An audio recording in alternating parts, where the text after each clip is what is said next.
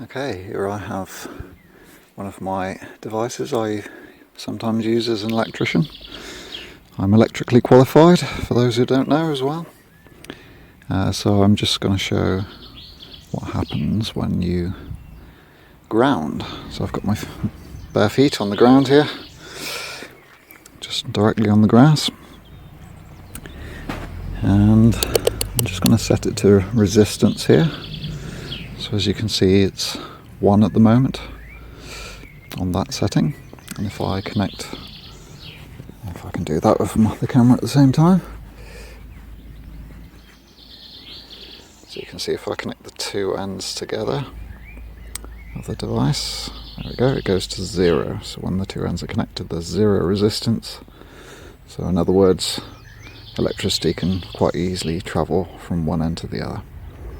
And then when I take it away again, it goes back to 1. Okay. So that's the most it can measure at this setting, by the way. That's what the 1 means. So anything less than 1 means there's less than the 2 mega-ohms here of resistance. So if I plug one of them into the ground here. Okay.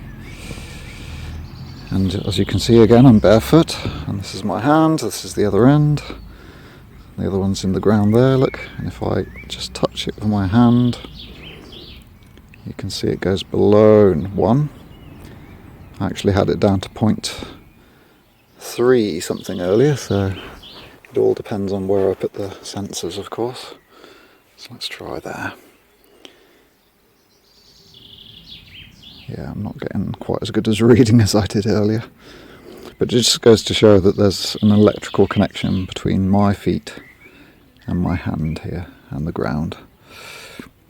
Okay, so it's gone up again.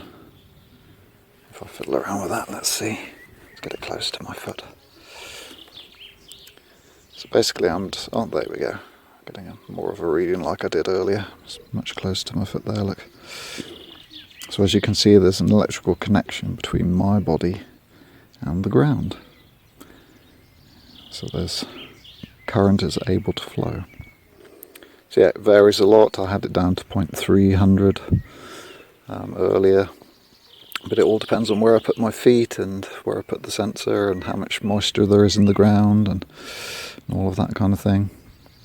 How tight I'm holding this. If I let go again, look, it goes back to 1 again.